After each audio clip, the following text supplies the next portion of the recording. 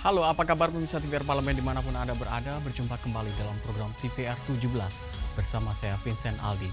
Tepat pukul 17 waktu Indonesia Barat, kami menghadirkan kepada Anda sejumlah informasi paling baru dan menarik tentunya seputar kinerja dan kegiatan DPR RI yang telah disajikan oleh redaksi TVR Parlemen. Dan pemirsa TVR Parlemen, inilah TVR 17 selengkapnya.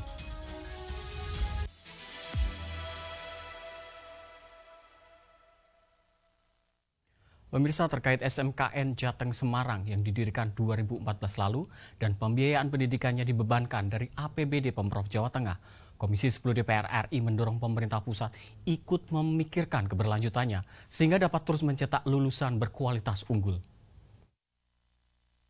SMKN Jateng di Semarang merupakan sekolah yang didirikan Pemprov Jawa Tengah pada tahun 2014, di mana seluruh biaya pendidikannya dibebankan dari APBD Pemprov. Komisi 10 DPR RI mendorong pemerintah pusat untuk turut memikirkan keberlanjutan SMKN Jateng ini, sehingga terus mampu mencetak lulusan-lulusan yang terserap seluruhnya di berbagai aspek dan menjadi generasi berkualitas unggul. Dalam peninjauan sarana dan prasarana pendidikan SMKN Jateng di Semarang, Wakil Ketua Komisi 10 DPR RI Lalu Hadrian mengapresiasi keberadaan SMKN ini karena menyediakan fasilitas pendidikan secara gratis bagi masyarakat kurang mampu dan menerapkan kurikulum pendidikan yang bagus. Untuk itu, Komisi 10 DPR RI mengimbau seluruh pemangku kepentingan di sektor pendidikan untuk menyusun formulasi yang mengarahkan lulusan SMKN Jateng untuk siap terjun ke dunia kerja maupun usaha. Nah, ini harus menjadi pikiran bersama seluruh stakeholder dan pemangku pendidikan, tidak hanya Provinsi Jawa Tengah, tetapi Kemdikdasmen, kami di Komisi 10 juga akan membuat formula sehingga lulusannya ini benar-benar mampu siap di dunia kerja, siap di dunia usaha, maupun melanjutkan ke perguruan tinggi yang untuk meningkatkan keilmuan yang mereka miliki, sehingga menjadi generasi unggul di masa depan. Lalu Hadrian juga mengimbau Kemendikdasmen dan Pemprov Jateng segera memperbarui berbagai alat praktek bagi para siswa SMKN Jateng di Semarang yang menyesuaikan teknologi terbaru dan kebutuhan industri di masa kini. Begitu juga dengan ruang belajar dan ruang praktek, serta fasilitas lainnya juga perlu diperbaiki demi kenyamanan para siswa menjalani kegiatan pembelajaran. Dari Jawa Tengah, Nuki Tampu-Bolon, TVR Parlemen, melaporkan. Berita selanjutnya, pemirsa, Ketua Komisi 6 DPR RI, Anggia Ermarini, menegaskan pentingnya hubungan strategis antara Indonesia dengan Korea Selatan, khususnya dalam memperkuat sektor ekonomi nasional, guna menciptakan kebijakan ekonomi yang lebih progresif dan inklusif di masa mendatang. Ketua Komisi 6 DPR RI Anggia Ermarini menegaskan pentingnya hubungan strategis antara Indonesia dan Korea Selatan khususnya dalam memperkuat sektor ekonomi nasional. Hal itu ia sampaikan saat pertemuan dengan Chairman of the National Policy Committee Mr. Yoon Han Hong beserta jajaran. Menurut Anggia, Korea Selatan merupakan investor besar bagi Indonesia yang menempati posisi ke-7 dalam daftar negara dengan investasi terbesar di tanah air dalam 5 tahun terakhir. Tak hanya dari sisi investasi, Anggia juga meminta Indonesia perlu banyak belajar dari kemajuan teknologi negeri gingseng yang selama ini dikenal sebagai salah satu pusat inovasi digital dan industri manufaktur global. Teknologi di Korea Selatan ini luar biasa bagus, jadi Indonesia perlu belajar dan mereka kebetulan ini juga punya area pekerjaannya adalah tentang persaingan usaha yang berkeadilan. Ini sama dengan yang dilakukan oleh Komisi 6 yang sekarang sedang melakukan revisi Undang-Undang KPPU. Dan yang lebih menarik menurut saya, ke depan harus ada diskusi yang lebih detail lagi. Kita nggak punya waktu panjang, tetapi harus ada diskusi yang lebih detail lagi tentang apa yang bisa diinvestasikan, apa yang bisa dilakukan bareng-bareng untuk pertumbuhan ekonomi di Indonesia terutama. Anggia menambahkan, pertemuan ini diharapkan menjadi momentum strategis untuk memperkuat kerjasama ekonomi bilateral, serta mendorong investasi dan kolaborasi di sektor teknologi dan regulasi persaingan usaha antara Indonesia dengan Korea Selatan. Fajar Ilhami dan Samsul, TVR Parlemen melaporkan. Pada seminar nasional yang digelar BEM Universitas Islam Nusantara Bandung, Wakil Ketua DPR RI Cucun Ahmad Syamsurizal menegaskan komitmennya mendorong perluasan akses pendidikan tinggi yang inklusif di Indonesia. Wakil Ketua DPR RI Cucun Ahmad Syamsurizal menegaskan komitmen mendorong perluasan akses pendidikan tinggi yang inklusivitas di Indonesia. Komitmen tersebut disampaikan saat menghadiri undangan seminar nasional yang digelar Badan Eksekutif Mahasiswa Perguruan Tinggi Nahdlatul Ulama atau BEM-PTNU di Universitas Islam Nusantara Bandung, Jawa Barat. Seminar yang mengangkat tema inklusivitas pendidikan tinggi tersebut menjadi ruang strategis untuk membahas tantangan serta solusi dalam memperluas akses pendidikan tinggi bagi seluruh lapisan masyarakat. Cucun menyampaikan apresiasinya kepada seluruh mahasiswa PTNU yang telah menyelenggarakan kegiatan ilmiah tersebut, serta berharap hasil seminar dapat menjadi masukan konkret dalam penyusunan kebijakan pendidikan ke depan. Kita apresiasi dan kita support ke depan apa yang dihasilkan dari seminar-seminar ini dan menjadi catatan buat kami di Korkesra, akan bicara dengan teman-teman di Dikti supaya apa yang diharapkan sahabat-sahabat PTNU ini terkait inklusivitas perguruan tinggi bisa dirasakan oleh akses pendidikan dirasakan oleh seluruh anak bangsa. Ya, saya juga nanti akan menawarkan teman-teman PTN dari PTNU ini pola pendidikan, karena kita kan harus mereformulasi tadi kurikulum, kemudian juga tata kelola di kampusnya juga harus sudah ramah dengan perkembangan teknologi informasi. Cucun mengajak seluruh elemen perguruan tinggi untuk melakukan reformasi kurikulum, perbaikan tata kelola, dan pembelajaran yang ramah terhadap kemajuan zaman, termasuk pentingnya kolaborasi antara PTNU dan PTN membangun sistem pendidikan tinggi yang responsif terhadap perkembangan teknologi dan informasi. Dari Jawa Barat, Bani, TVR Parlemen melaporkan. Pemirsa, Indonesia merupakan salah satu produsen kakao terbesar di dunia yang memiliki potensi besar industri pengolahan coklat dalam negeri yang sangat menjanjikan yang berujung pada peningkatan perekonomian masyarakat. Namun pemirsa, di balik besarnya potensi ini, sebagian besar hasil panen kakao diekspor dalam bahan mentah tanpa menilai tambahan maksimal. Lantas bagaimana tanggapan DPR RI terhadap situasi ini? Simak informasinya usai jeda, tetaplah di TVR 17.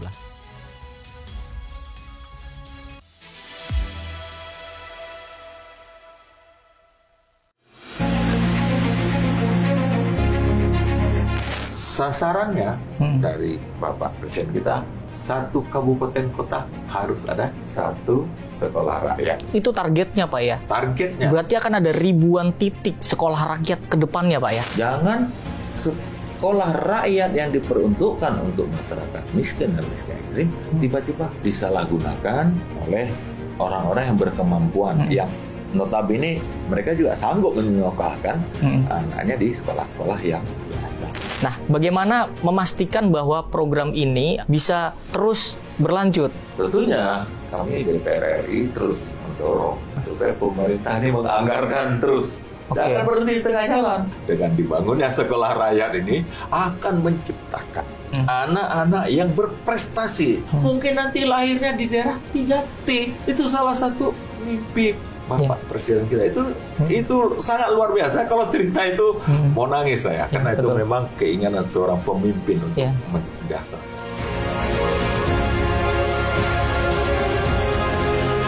Hanya di TVR Parlemen.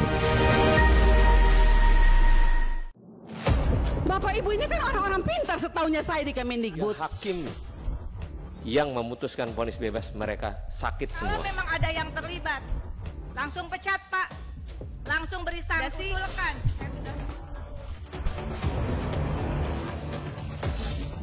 Saksikan dari ruang sidang hanya di TVR Parlemen.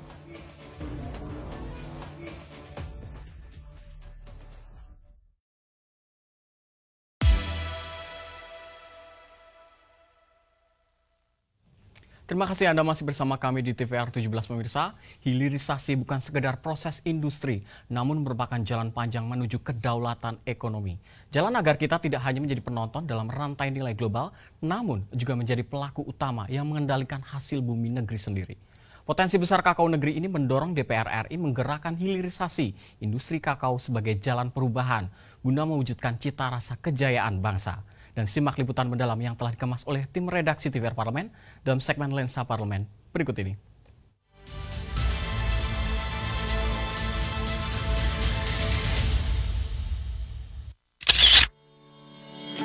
Sebagai negara penghasil komoditas kakao terbesar ketiga di dunia, Indonesia memiliki potensi menjanjikan, utamanya adalah mengembangkan berbagai produk olahan coklat. Diketahui, produksi kakao di Indonesia mencapai 641,7 ribu ton sepanjang 2023. Sementara pada 2021, nilai ekspor produk kakao intermediate seperti cocoa butter dan cocoa powder menembus angka 1,08 miliar US dollar. Akan tetapi, angka ini terus mengalami fluktuasi yang cenderung menurun dan mengganggu stabilitas harga, sehingga mempengaruhi pengembangan industri pengolahan coklat. Untuk itu, pemerintah perlu mendukung alur hilirisasi industri coklat, mulai dari penyediaan peralatan, bimbingan teknis, hingga tahap pemasaran, baik di tingkat lokal dan internasional. Potensi coklat ini harus kita dorong, karena selain nilai ekonomisnya tinggi, harganya juga luar biasa, sehingga kita berharap bahwa petani-petani coklat yang ada di Bali itu terus mengembangkan agar kita bisa mempunyai kekuatan di komoditas coklat. Memang problem daripada pengembangan komoditi kita itu ya pada soal kapasitas.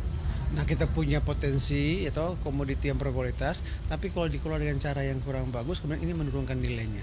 Tentu Komisi 4 ingin mengajak semua stakeholders bagaimana kita kemudian ikut mendorong para petani yang mau bergiat di coklat ini dengan cara yang benar, sehingga komoditi unggul ini memiliki harga yang tinggi juga. Penurunan produksi kakao di Indonesia disebabkan beberapa faktor, di antaranya kemampuan sumber daya manusia, kondisi tanah, hama dan penyakit, serta perubahan iklim. Sebagai upaya meningkatkan produktivitas coklat, Komisi 4 DPR RI meminta pemerintah untuk memberi insentif seperti distribusi bibit coklat unggul, pelatihan sumber daya manusia, serta mencukupi kebutuhan bahan baku secara berkelanjutan. Nah, ini yang harus diperhatikan oleh pemerintah, ketersediaan bibit, dukungan manajemennya, itu kan. Masyarakat juga harus tahu kemana menjualnya, berapa nilai jualnya. Nah, ini pendampingan dari pemerintah ini yang penting ya menurut saya ya. Jadi jangan dibiarkan masyarakat itu nanam sendiri, tidak ada bimbingan, tidak ada arahan. Nah, akhirnya kan masyarakat menjadi ya seperti ini, untuk apa kita nanam kan kalau nggak ada prospeknya, kan begitu.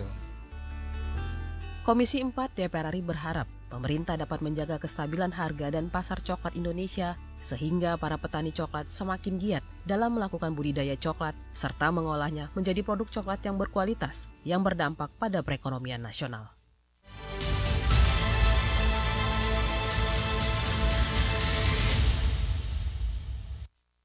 Pemirsa, di tengah keresahan harga pangan yang terus melambung, kini publik dikejutkan dengan peredaran beras kualitas rendah yang dikemas ulang dan dijual seolah-olah premium. Informasi selengkapnya usai jeda, tetaplah di TVR 17.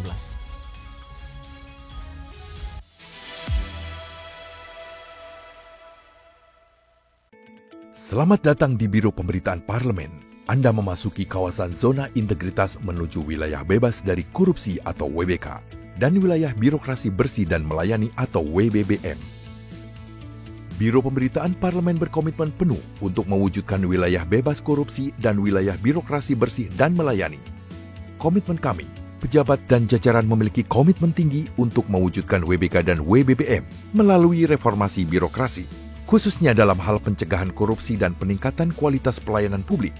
Kedua, bebas dari korupsi dengan terwujudnya wilayah bebas korupsi atau WBK, yang artinya bebas dari KKN, gratifikasi dan dari segala bentuk pungutan liar atau pungli. Terakhir, pelayanan prima dengan terwujudnya wilayah birokrasi bersih melayani, yaitu dengan meningkatnya kualitas pelayanan publik dan tercapainya kepuasan masyarakat terhadap pelayanan.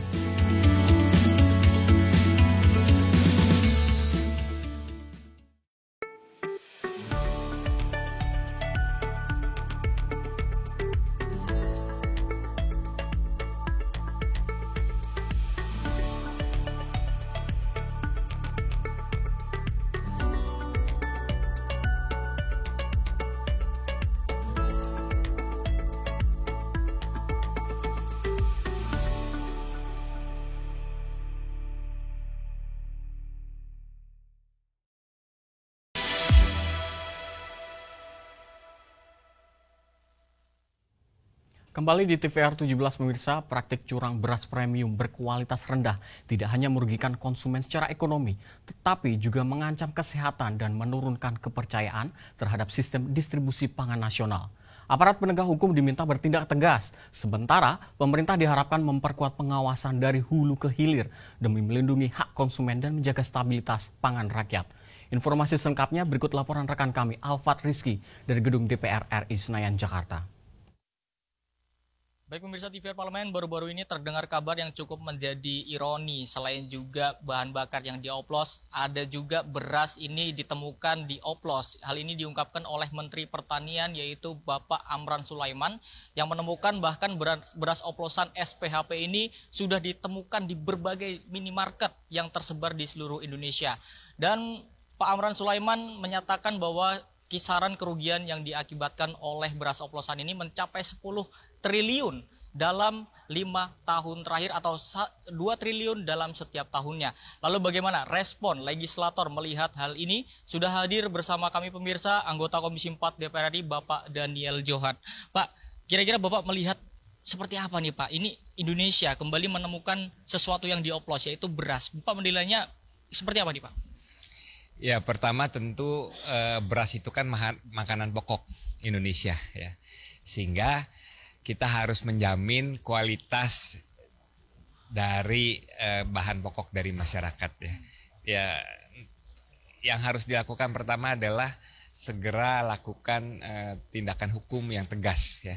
Memastikan bahwa apa indikasi yang disampaikan oleh Pak Menteri itu memang kebenarannya itu bisa kita jamin ya.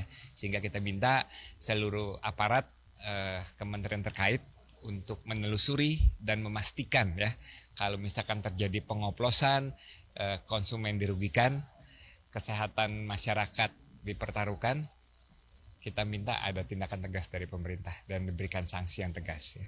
Sehingga kita harus bisa menjaga dua hal. Yang pertama adalah menjaga kepercayaan konsumen. Sebaliknya yang kedua adalah menjaga seluruh produsen, seluruh rantai pemasok bahan pokok itu harus berjalan sesuai dengan peraturan yang ada. Pak, menurut Bapak kenapa ini bisa kecolongan Pak terkait dengan adanya SPHP yang dioplos Pak? Ya tentu pengawasan. Ya. Simple, seluruh penyelewengan, seluruh tindakan pelanggaran itu seharusnya sulit terjadi kalau tidak ada backing. Gitu, ya. Sehingga seluruh konspirasi ini harus benar-benar menjadi perhatian kita bersama ya. Sehingga tidak ada lagi penyalahgunaan, penyelewengan ya, standar-standar yang sudah ditetapkan oleh pemerintah, standar-standar yang sudah diatur oleh undang-undang dan peraturan itu harus benar-benar kita jalankan dengan baik. Siapa yang pihak yang perlu paling bertanggung jawab dalam hal ini untuk perbaikan supaya ini tidak kembali terjadi lagi Pak? Ya karena ini udah di tingkat konsumen tentu ya Menteri Perdagangan ya. Jadi seluruh prosedur itu kan adanya di perdagangan ya. Sehingga kita nggak hanya perdagangan tetapi perdagangan dan menteri terkait ya kan. Di tingkat hilir, di tingkat distribusi, di tingkat logistik itu benar-benar harus memastikan persoalan-persoalan seperti ini ya nggak terjadi. Bagaimana komitmen Bapak juga ke depan dengan rekan-rekan di Komisi 4 DPR untuk bisa memastikan bagaimana kualitas beras atau apapun itu terkait dengan pangan ini bisa berjalan sesuai yang diharapkan Pak? Ya kita sudah mempertanyakan ini ya dengan serius, bahkan itu menjadi topik yang hangat di dalam raker, di dalam RDP ya dengan seluruh pihak terkait, dengan kementerian, dengan mitra-mitra yang lain. Agar hal ini ditelusuri dengan jelas ya, harus memulihkan kembali kepercayaan konsumen, harus memulihkan kembali kepercayaan terhadap produsen ya. Intinya kita semua harus berpegang kepada peraturan yang ada. Bagaimana untuk hal-hal seperti ini supaya tidak kembali lagi ke depan, karena untuk memulihkan kepercayaan konsumen seperti tadi Bapak bilang sepertinya akan sulit Pak. Penegakan hukum. Dan kita beri peran yang besar kepada Yayasan Lembaga Konsumen Indonesia untuk menjalankan peran, untuk melakukan pengawasan dan untuk melakukan kontrol ya, sehingga hak-hak konsumen itu terjamin.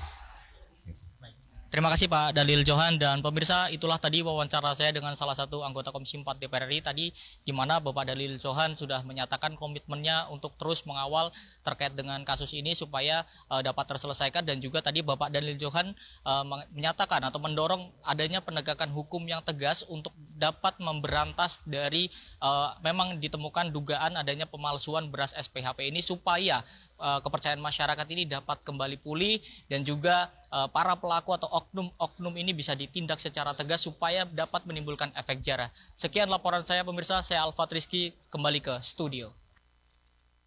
Selanjutnya pemirsa, apa saja yang menjadi sorotan di media online nasional pada hari ini? Usai jeda tetaplah di TVR 17.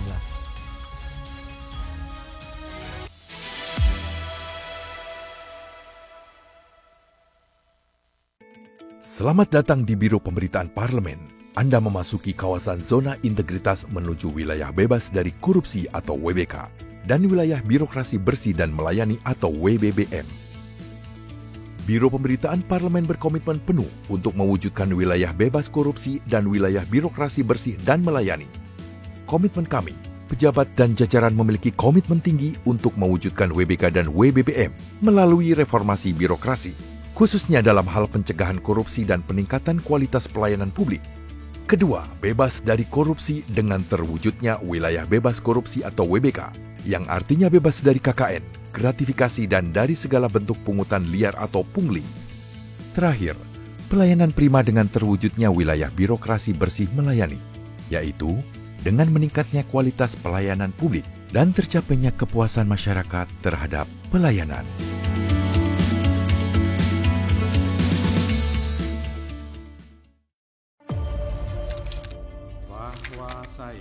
Bahwa saya demi Allah, saya bersumpah dan seadil-adilnya periode keanggotaan DPR RI hingga saat ini, yaitu terdapat 126 undang-undang yang telah selesai dibahas DPR RI. Terima kasih rekan Elisa dan juga Danina. Pemirsa,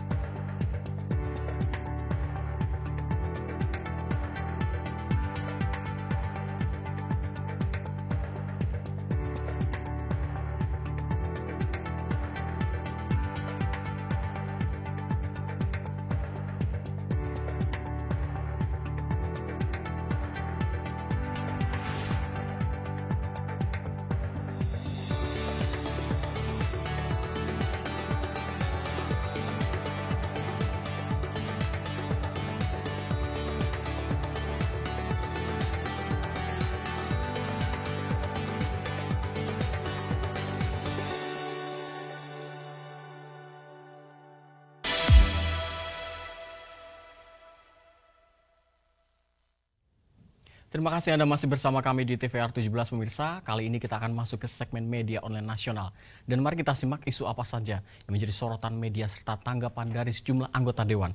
Bersama rekan kami, Nazia Sudirja.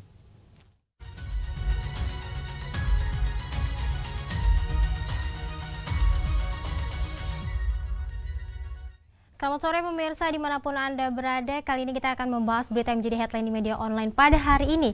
Yang pertama pemirsa, ada Geopark Toba kembali berstatus Green Card. Komisi 7 DPR RI dorong pengelolaan kawasan Danau Toba ditingkatkan. Dapat Anda saksikan di layar kaca Anda pemirsa. Seiring ditetapkannya status Green Card oleh UNESCO terhadap Geopark Global UNESCO Caldera Toba, anggota Komisi 7 DPR RI Bane Rajamanalu meminta pengelolaan kawasan Danau Toba terus ditingkatkan guna memberi lebih banyak manfaat pada masyarakat. Masyarakat disiapkan untuk terlibat dalam pelestarian dan pengembangan kawasan Danau Toba guna memastikan kemajuan kawasan Danau Toba sejalan dengan peningkatan kesejahteraan masyarakatnya. Di samping itu pemirsa, terdapat 4 rekomendasi perbaikan yang disampaikan UNESCO, yaitu salah satunya badan pengelola harus meningkatkan kegiatan edukasi berbasis riset. Kembalinya status Green Card Geopark Caldera Toba merupakan kerjasama semua pihak, baik dari DPR RI, pemerintah daerah kawasan Danau Toba, Kementerian Pariwisata, dan juga masyarakat. Kita beralih pemirsa ke berita yang juga menjadi headline di media online pada hari ini, yaitu Komisi 2 DPR RI menilai ide gubernur ditunjuk langsung presiden berpotensi inkonstitusional. Dapat Anda saksikan lagi di layar kaca Anda pemirsa. Ketua Komisi 2 DPR RI Muhammad Rifki Nizami Karsayuda menilai usulan terkait presiden dapat menunjuk langsung gubernur berpotensi menyalahgunakan konstitusi.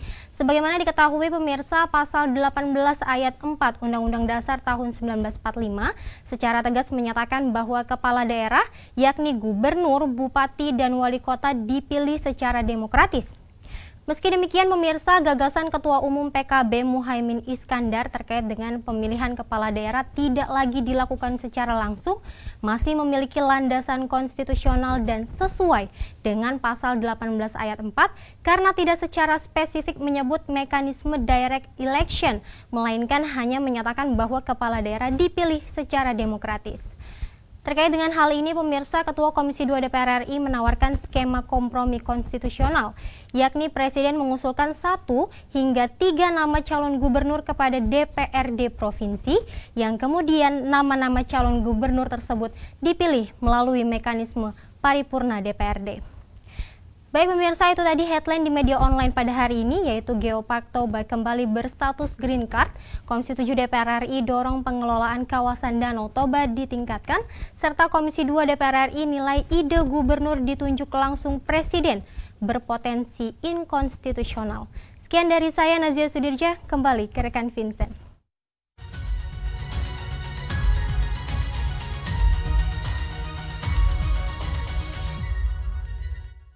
Terima kasih rekan Nazia yang telah menyampaikan sejumlah update sorotan dari media online nasional pada hari ini.